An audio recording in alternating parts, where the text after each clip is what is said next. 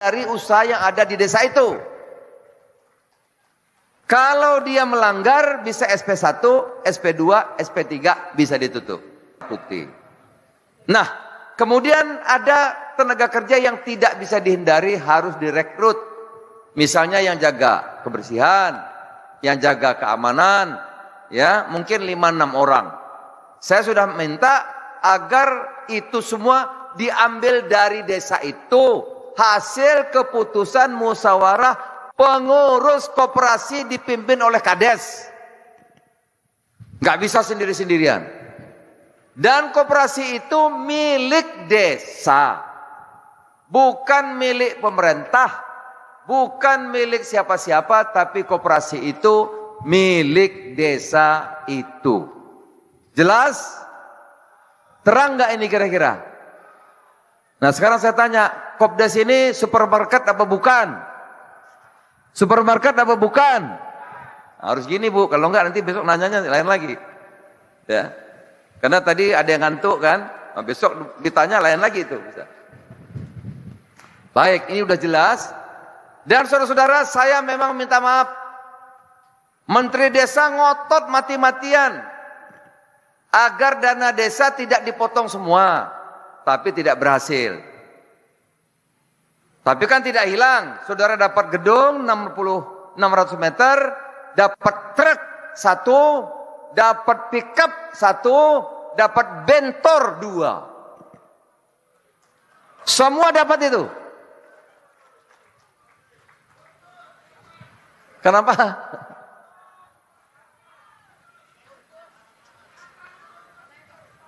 Kenapa? Hah? Lahannya belum ada. Maka yang sudah punya lahan 35.000 dibangun.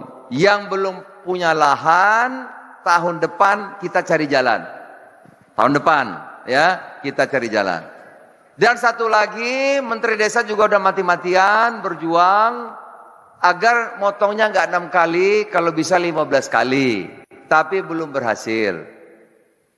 Ya, saudara-saudara, belum berhasil. Nah, saudara-saudara sekalian, itulah saya kira mengenai Koperasi Desa Merah Putih, Kelurahan Merah Putih, dan itu nanti nyambung sama SPPG. Karena MBG itu saya juga koordinatornya, saya sudah buat di tata kelola aturan. SPPG tidak boleh beli selain dari usaha yang ada di desa itu. Kalau dia melanggar bisa SP1, SP2, SP3 bisa ditutup. Jadi SPPG harus beli dari Kopdes, Bumdes, atau usaha desa itu usaha lainnya tetapi dari desa yang bersangkutan.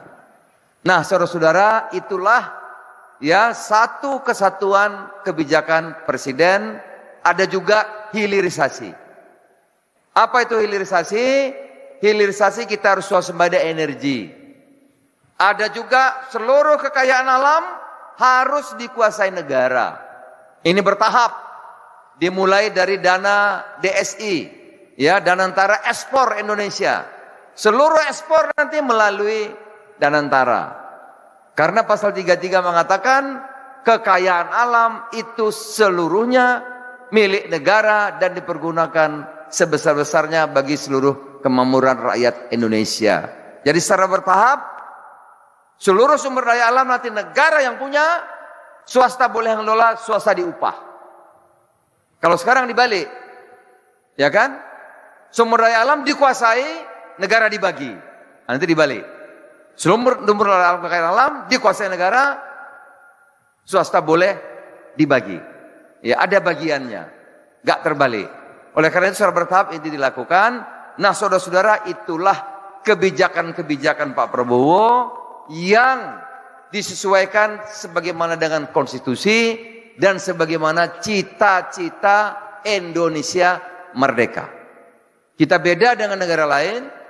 Kita negara kesatuan Republik Indonesia, falsafah kita Pancasila,